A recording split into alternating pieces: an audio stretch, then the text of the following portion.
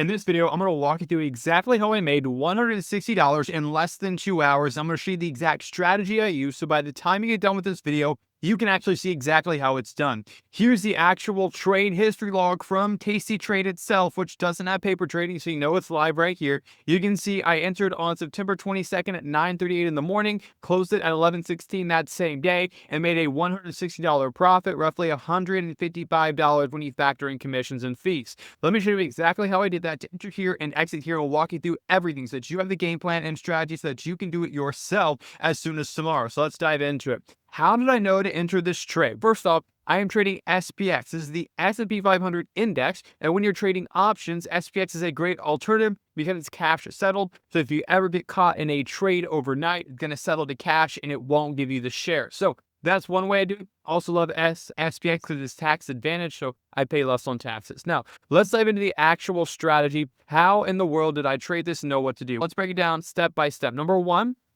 I follow for this strategy what's called an opening range breakout, which for short is called ORB or ORB.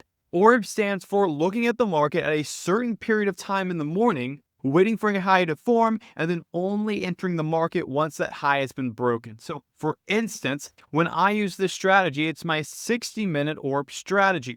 So that means I wait for the first hour of the day and look for a high to form. So the market opens here at 9:30 a.m. Eastern Standard Time. And from there, what I'm going to look at is I'm going to look at until 10:30. So basically, I let the morning go by. I don't do anything for the first hour. This helps me avoid emotion, trades, other things like that, because I'm not getting caught up in the volatility of the morning spike. I also give it time for people trading the shorter term ORB strategies to get caught and get stuck in trades, because again, running a 15-minute ORB strategy doesn't work well long term. Anyway, so when I go to the 60-minute, that means I wait till 10:30. So this becomes when I am looking to enter the trade. So right here, 10:30, this is my first hour of the day that I'm looking at. Now I wait for the high to form. The high formed right where the market ended that time. As soon as the market closed above this, which I hear about 10:36, but you can see right here, 38 actually, 9:38. This is in Central Standard Time. So 9:38, right here, the market broke that high, and that's where I entered. It's actually slightly, if I can move this, you like to hear this arrow. I entered right here as soon as it broke right above, got filled, and that's how I entered. So that's how I identify when I'm entering. I'm looking at the first hour, waiting for the high to break. As soon as the high closes above, meaning SPX breaks above it and closes there on the 1-minute chart, that's when I enter. Now, what trade am I entering? I'm entering a put credit spread. Why? Because this takes advantage of the upward market. As the market goes up, it profits that way, but also because it helps limit my risk. So this is how I personally enter this trade. So take notes. So 30 delta trade, which means that once it breaks out, I enter, or I should say I sell a put at the 30 delta. So I find that level. And then what I do is I buy $20 below it. Now, again, you can change this based on the risk you want to take. So let me show you a real example. If we go over here to tastytrade right now, I go to the trade tab. I look at SPX. I also make sure, just for reference, this is a 1 DTE trade. So that means to go 1 day out in the future. And I'll be wondering why 1 DTE instead of 0 DTE. I've back tested this a lot, and I just found that 1 DTE works a lot better because it gives me more time to be right. Anyway, so if I go to 1 DTE, and let's say I'm entering the trade right now, I'm going to the delta column, and I'm looking for the one closest to 30 delta, which again, you can see right here, 28.32. Let's just say I'm going to pick 32. So I'm going to sell this one, and I'm going to go $20 below it. So if it's 6635, then the one I'm going to buy is going to be minus 20, so 6615. This is going to be the one that I buy. This gives me a max profit of about $400, max loss about $1,600, and I can put on this trade.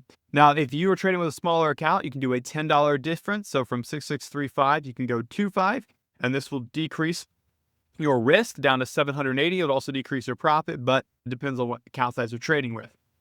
Regardless, step one, we wait for a 60-minute ORB breakout. Number two, we enter a put credit spread, 1 DTE, 30 delta, about $20 out of the money. This is going to set you up for a very great trade. Now, we need to manage the trade. So how do we manage this trade? We do a 40% take profit on this strategy. So that's quite simple. That means once our trade has reached a 40% profit, we're going to close the trade. That's what happened here at about 12:16. Again, if we look at the exact trade price, go back to history, activity, you can see here, 11:16 Central, so 12:16. So right here, closed out that trade for the 40% profit. Now for a stop loss, we're going to close at roughly a 50% stop loss, aka whenever our short strike gets hit. So whenever this option that we sold gets hit or gets broken down below, means the trend has changed. We're going to close out that trade, which equates roughly to 50%. Anyways, that's the exact trade breakdown. That's the strategy. That's how I did it. Now, because you stayed this long through the video, I wanted to give you a special hint of why I also love this trade so much. So this is the strategy that I do every single time on SPX. I wait for this to break. But something that also worked out in our favor here is what is called an opening range fill. So you have, if the morning time, when you have a gap between yesterday's close and the morning's open, that's called a gap fill. So it comes up and it fills this gap, this level. It's going to fill in this level, but typically this level determines where it's going to be the rest of the day. The fact that we broke above where it closed and kept going higher gave an indication that, hey, the market is bullish. And so in addition to our normal opening range breakout structure, we wait 60 minutes, we trade the put credit spread, we do all of this. We also have this confirmed that it's going to be a very bullish market, because instead of getting up to this close and pulling back like it typically does, it actually broke and held above, which gave us a very bullish day. So looking for other sources to confirm, so looking for bullish activity, BL, it can help identify and give us a greater edge in this market. Anyways, that's exactly how I made $160 in less than 2 hours trading, and how you can too. So make sure to deploy this strategy, and I'll see you in the next YouTube video.